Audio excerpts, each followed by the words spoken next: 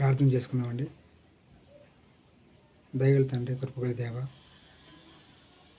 ఈ దినాన్ని తండ్రి ప్రభా, నీ వాక్యాన్ని ప్రభా మీడియా ద్వారా ప్రభా మా సహోదరులకు సహోదరులకు తెలియజెప్పాలని ఆశతో తండ్రి చేస్తున్న ఈ కార్యక్రమంతో సహాయం చేయమని దేవ, అనేకమైన వాటిలో నీ వాక్యాన్ని విని నీ వాక్యం పట్ల ఆసక్తి పెంచుకున్నట్లు సహాయం చేయమని, నీ మాట ప్రకారం జీవించినట్లు సహాయం చేయమని, కృప చూపించమని, ప్రతి ఆటంకం నుంచి ప్రభా దూరపరచమని ప్రార్థిస్తూ యేసు నామమున మనందరికీ సమర్పిస్తున్నాను తండ్రి. ఆమేన్. ప్రియమైన వాళ్ళారా, ఈ దినాన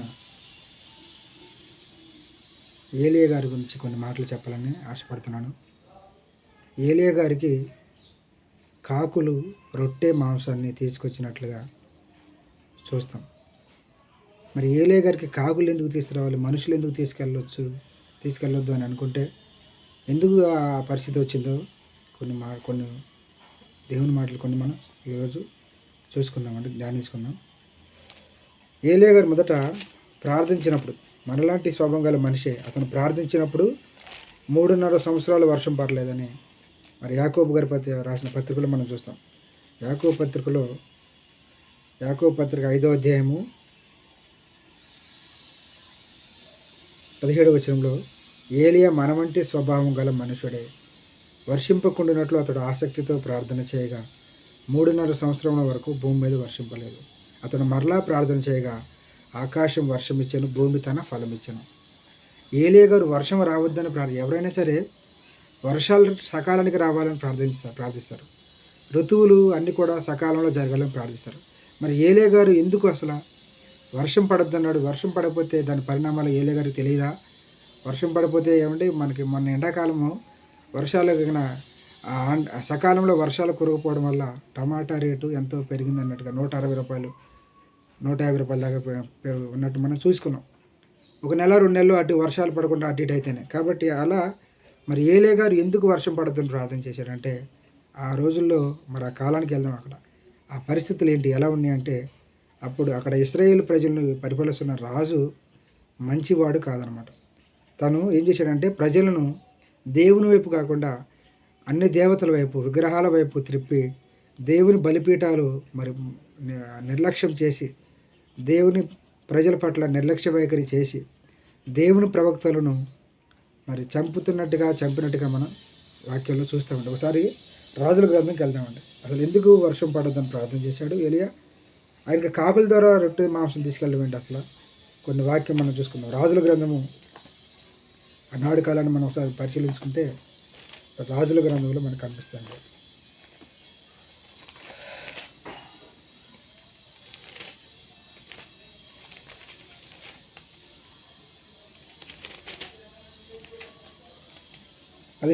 మొదటి రాజుల 17వ అధ్యాయంలో, రాజుల గ్రంథం మొదటి రాజుల 17వ అధ్యాయంలో మరి ఇక్కడ మొదటి వచనంలో ఏలియాని గురించి పరిచయం చూస్తాం. గిలాదు కాపురస్తుల సంబంధి. ఏలియా ఎవరి సంబంధం అంటే గిలాదులో కాపురం ఉన్నటువంటి వారి సంబంధం అన్నమాట. గిలాదులో ఉన్నటువంటి వారి సంబంధి తిష్బీయుడైన ఏలియా. ఆహాబు రాజు పరిపాలిస్తున్నాడు, ప్రజలను, ఇశ్రాయేలును పరిపాలిస్తున్నాడు. ఆ ఆహాబు రాజు వద్దకు వచ్చి ఏమని చెప్పాడండి ఇక్కడ చూడండి. ఇక్కడ మాట 17వ అధ్యాయము మొదటి రాజుల గ్రంథం 17వ అధ్యాయంలో 17వ అధ్యాయము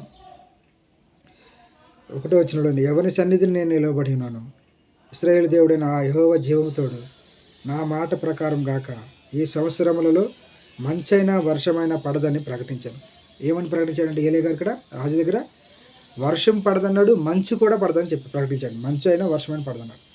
ఇక్కడ సంవత్సరములలో అన్నాడు. సంవత్సరములు అంటే ప్లూరల్, బహువచనాన్ని వాడారు కాబట్టి సంవత్సరాలు అని ఇక్కడ మనం అర్థం చేసుకోవచ్చు. సంవత్సరాల్లో వర్షమైన పడదని ప్రకటించేశాడు. తర్వాత ఇక రాజు ఏం చేశాడంటే ఏలియా ప్రవక్తనే చంపడానికి ప్రయత్నం. అందుకే అండి ఆయన ఏలియా గారు దూరం దాక్కోవాల్సిన పరిస్థితి వచ్చిందన్నమాట. ఆ రాజు వర్షాలు పడతలేదు.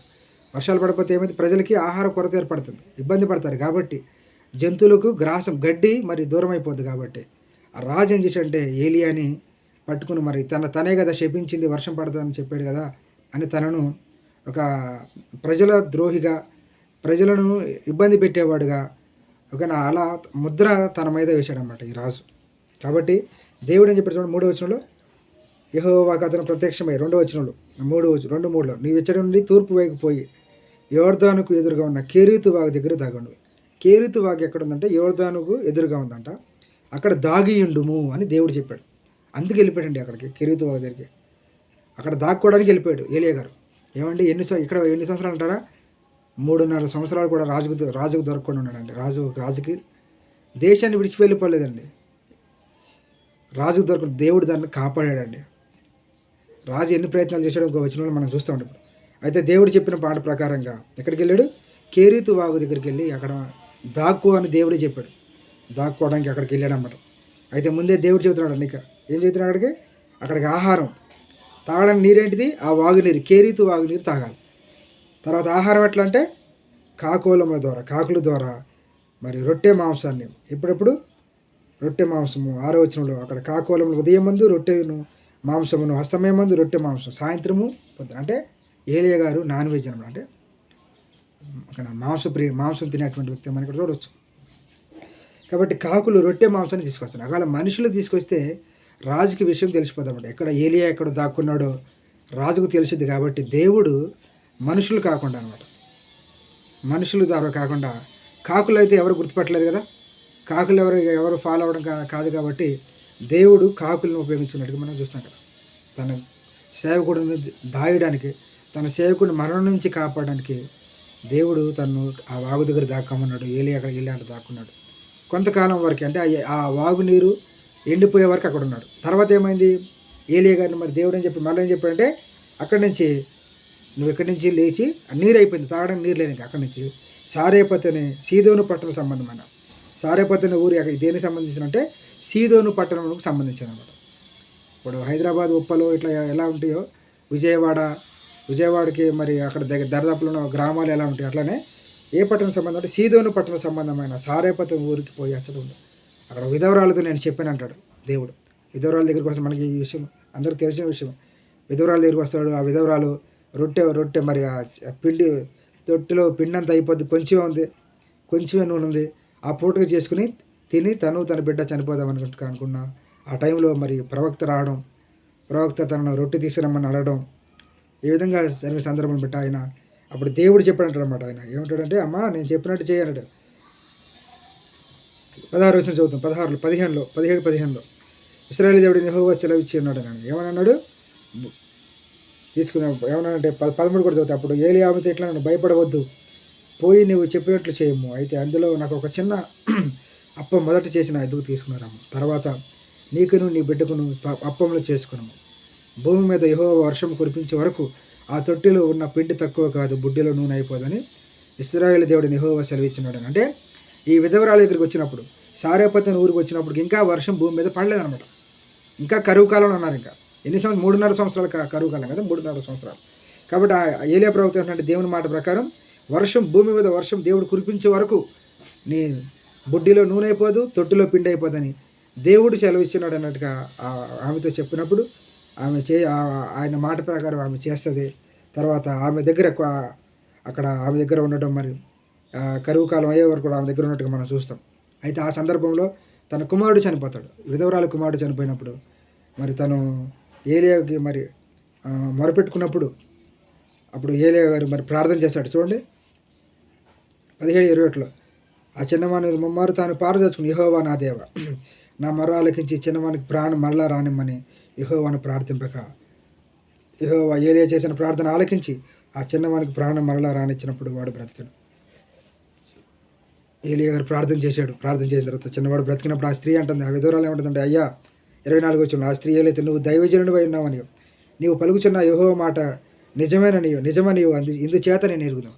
అంటే పిండిలో ఆ తొట్టిలో పిండి అయిపోయినప్పుడు నూనె బుడ్డిలో నూనె అయిపోకుండా అలా తరగకుండా ఉన్నప్పుడు అంత నమ్మలేదు. కానీ తన కుమారుడు చనిపోయి బ్రతికించినప్పుడు ఈయన నిజమైన ప్రవక్త, ఈయన మాటలు నిజమైన దేవుని మాటలు అన్నట్టుగా అవి నమ్మినట్టుగా మనం చూస్తాం.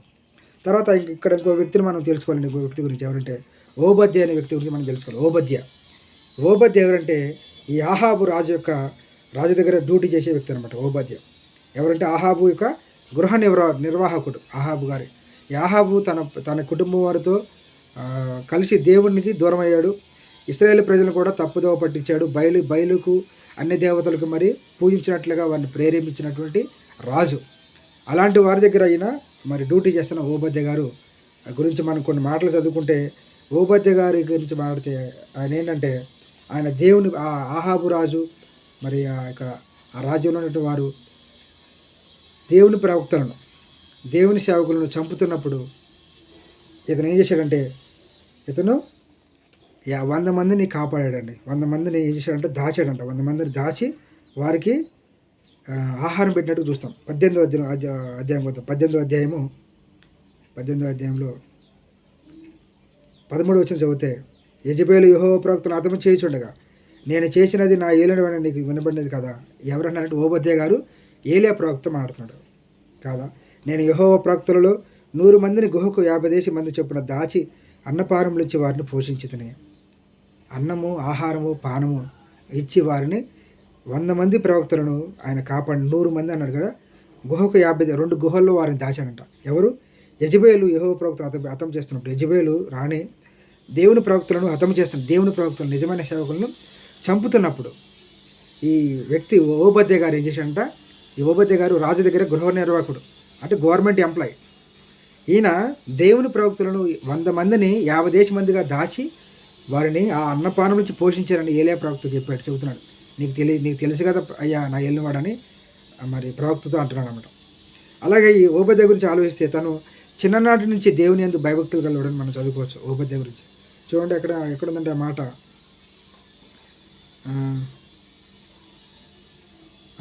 12వ వచనం చివరి భాగంలో చూస్తే, మొదటి రాజులు 18:12 చివరిలో, నీ దాసుడైన నేను బాల్యం నుండి యెహోవా యందు భయభక్తులు నిలిపిన వాడను. నేను చిన్నప్పటి నుండి దేవుని యందు భయభక్తులు కలవాడు. అంటే ఈ ఓబద్య గారు దేవుని చిన్ననాటి నుంచి దేవుని భయభక్తులు ఉన్న వ్యక్తి అన్నట్టుగా తను ఆ చిన్ననాటిన ఉన్నటువంటి ఆ యొక్క లక్షణాలే ఆ క్యారెక్టర్ తను కాపాడుకుంటూ పెద్ద అయినప్పుడు కూడా దేవుని ప్రజలతో ఉన్నాడు. దేవుని ప్రజలను కాపాడినట్టుగా మనం చూస్తాం ఓబద్య గారి విషయంలో. అయితే మరి ఇంకా తర్వాత అంటున్నమాట ఏలియాని మరి దేవుడు ఎందుకు దాచాడంటే, ఏలియాను చంపాలని మరి రాజు ప్లాన్ వేసాడనమాట. చూడండి ఆ మాట మనం చదివితే, ఎవరెవరు చెప్పాడో రాజుగారు చదివితే, మరి ఏలియా ఎంత దేవుడు 3.5 సంవత్సరాలు ఎలా దాచాడో మనకి అద్భుతంగా ఉంటుందన్నమాట. ఆ మాట చదువుతాం చూడండి. ఓబద్య గారు అంటున్నాడు, ఓబద్య గారే రాజు దగ్గర పనిచేసే వ్యక్తి అన్నాడు, ఏలియాతో అంటున్నాడు అనమాట. అయ్యా ఏమంటాడంటే చూడు 10వ వచనంలో, నీ దేవుడైన యెహోవా జీవముతోడు నిన్ను చిక్కించుకొనవాలని, అంటే నిన్ను పట్టుకోవాలని, నిన్ను చిక్కించుకొనవాలని నా ఏలినవాడు అంటే రాజు అహాబు రాజు దూతలను పంపించిన జనం ఒకటైనా లేదు. అన్ని చోట్లకు పంపించాడంట ఏలియా ప్రవక్తను పట్టుకోవడానికి. జనం ఒకటైనా లేదు, రాజ్యం ఒకటైనా లేదు. అంటే రాజ్యాలు కూడా, చుట్టుపక్కల రాజ్యాలు కూడా ఇన్ఫామ్ చేశాడు. అంటే మోస్ట్ వాంటెడ్గా ఇతను పట్టుకున్న నాకు అందించండి, ఇతను చాలా మరి నా దేశాన్ని నాశనం చేసిన వ్యక్తి అన్నట్టుగా ఎంత ముద్ర వేసాడో మనం ఆలోచించుకోవచ్చు. ఇక్కడ పంపించిన జనం లేదంట, రాజ్యం ఒకటైనా లేదంట. తర్వాత అతడు ఇక్కడ లేడని, అంటే ఏలియా ఇక్కడ మా దగ్గర లేడు బాబు, మీ దేశ వ్యక్తి అయినటువంటి ఆ ఏలియా మా రాజ్యంలోకి రాలేదు, మా దేశంలోకి రాలేదు, మేము చూడలేదు అన్నట్టుగా. చూడండి, అతడు ఇక్కడ లేడనియో అతన్ని చూడలేదనియో వారు ఆయా జనముల చేత రాజ్యముల చేత ప్రమాణం చేయించి వచ్చాను. ఈయన అనుకుంటున్నాడు దేశాలు దాటి, అంటే రాజ్యాలు దాటి వెళ్ళిపోయి దాక్కున్నాడు అనుకున్నాడు రాజు. కానీ దేవుడు అదే దేశంలో దేవుడు తనను కాపాడినట్టుగా, భద్రపరిచిన కేరుతు వాగు దగ్గర తనను దాచినట్టుగా, విధవరాల దగ్గర తను దాచినట్టుగా మనం ఇక్కడ చూస్తున్నాం. వాక్యాన్ని బట్టి ఆలోచించుకోవాలి. కాబట్టి దేవుడు తన ప్రవక్తను 3.5 సంవత్సరాలు, రాజు ఎంతోమందిని మరి తను పట్టుకోవడానికి ఎంతోమంది దూతలు పంపించాడంట. అనేకమైన రాజులకి విషయాన్ని చెప్పేశాడు. వాళ్ళతో ప్రమాణం చేసుకున్నట్ట, ఆ వ్యక్తిని మేము చూడలేదు, మా దగ్గరికి రాలేదు అని ఏమిటంటే ఇక్కడ లేడని, అతను చూడలేదని ఆయా జనముల చేత రాజ్యముల చేత ప్రమాణం చేయించి వచ్చినంట ఆ యొక్క రాజు, ఆ అహాబు రాజు ఏలియాని చంపాలని. కాబట్టి దేవుని పిల్లరా, అందుకనే దేవుడు తన ప్రవక్తను కాపాడాడు. కాకుల ద్వారా ఆహారాన్ని పంపించాడు. కేరుతు వాగు దగ్గర దాక్కోమని దేవుడు పంపించాడు. తర్వాత చూడండి, ఆ రాజు ఏమంటాడంటే ప్రవక్తను, నీవే కదా ప్రజలకు ఇబ్బంది పెట్టాడని. చూడండి ఆ రాజు ఏమంటాడు చూడండి, ఏలియా కలిసినప్పుడు 17వ వచనంలో, ఆహాబు ఏలియాను చూచి ఇశ్రాయేలు అని శ్రమ పెట్టినవాడు నీవే కావా అని అతనితో చెప్పగా, అతడు ఏలియా ప్రవక్త, నేను కాను, యెహోవా ఆజ్ఞలను గైకొనక బయలుదేవతను అనుసరించు నీవును నీ తండ్రి ఇంటి వారును ఇశ్రాయేలు వారిని శ్రమ పెట్టేవారు. మీరే కదా శ్రమ పెట్టారు, మీరే కదా అన్నట్టుగా ఏలియా ప్రవక్త అన్నట్టుగా ఉంటుంది. దేవుని పిల్లరా, దేవుడు మనల్ని కూడా దేవుడు అపాయం నుంచి, ఆపదల నుంచి కాపాడుతాడు. ఆనాడు ఏలియాని కాపాడిన దేవుడు మనల్ని కూడా ఆయన దేవుడు ఏకరీతిగా ఉన్నవాడు. ఆయన ప్రేమామయుడు, ప్రేమ స్వరూపి. కాబట్టి మనల్ని కూడా ఆపదల నుంచి, కష్టాల నుంచి, ఇబ్బందుల నుంచి దాస్తాడండి దేవుడు కూడా. ఆయనలో మనం ఉండాలి. అప్పటికి ఎంతోమంది ప్రవక్తలను చంపేశారు ఆ యాజకులు. ఆ యొక్క క్షమించాలి, ఆ రాజు రాణి కూడా, యెజెబెల్ రాణి కూడా. దేవుడు ఏలియాని కాపాడు. అందుకని ఒక్కడిగా ఉన్నప్పుడు తన తర్వాత మరి ఎలీషాను మరి తను అనుకుంటాడు, ప్రభా నా పని చాలేగా అనుకున్న టైంలో ఎలీషాని అభిషేకించమని అని చెప్పినట్టుగా దేవుడు చూస్తాం. తర్వాత జయించిన వాడిగా ఇక తర్వాత రాజు తట్టడమాట, రండి మీ ప్రవక్తలను తీసుకురా, యెజెబెల్ ప్రవక్తలను తీసుకురా, ఎవరు నిజమైన దేవుడు తెలుసుకుందాం రండి, మీ దేవుడైతే మీ దేవుడిని మొక్కుదాం, నేను నమ్మే దేవుడైతే నా దేవుడిని మొక్కుదాం రండి అన్నట్టుగా అక్కడ కొండ మీద మరి బలి విషయంలో మనం సందర్భాన్ని మనం తర్వాత చూసుకోవచ్చు. ఇంటికి తర్వాత మీరు చదువుకోండి. దేవుని వాళ్ళారా, నేను ఎదురుగా నిలిచినాడు వ్యక్తిన. తర్వాత ఏలియా గారి గురించి ఆసక్తికరమైన విషయం ఏంటంటే, అతడు ఇక ఏలియా దేవుడు తను పిలిచినప్పుడు తను అంటున్న మాట ఒకసారి చూస్తే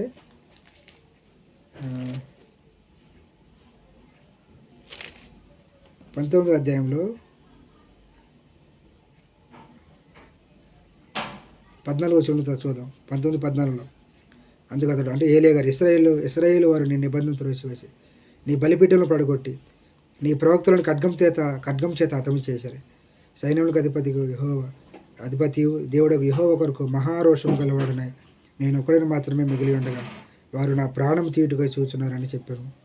మరి ఏలియా గారా, మరి దేవుడు అంటున్నాడు, తన గుహలో ఉన్నప్పుడు తన ప్రాణం మరి యెజెబెల్ రాణి తను చంపడానికి ప్రయత్నించినప్పుడు తను దాక్కున్న టైంలో దేవుడు తనతో వచ్చి మాట్లాడుతున్నప్పుడు దేవుడు ప్రత్యక్షత తను చూసినప్పుడు అంటున్నాడు, ఇశ్రాయేలుకు విరోధంగా అంటున్నాడు. ఇశ్రాయేలు వారు నీ నిబంధన త్రోసివేశారయ్యా, నీ బలిపీఠలు పడగొట్టేశారు, నీ ప్రవక్తలను ఖడ్గం చేత చంపేశారు, హతము చేశారు.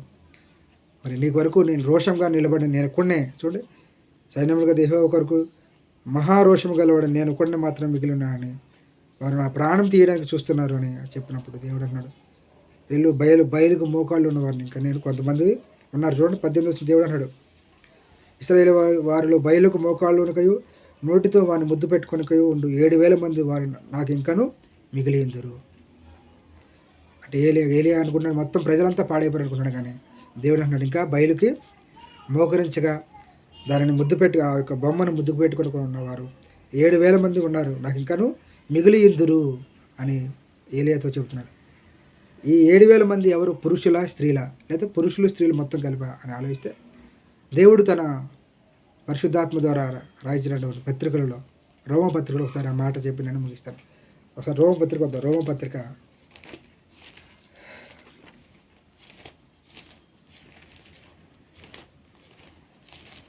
11వ అపోస్తలుడైన పౌలు గారు రోమీయులకు రాసిన పత్రిక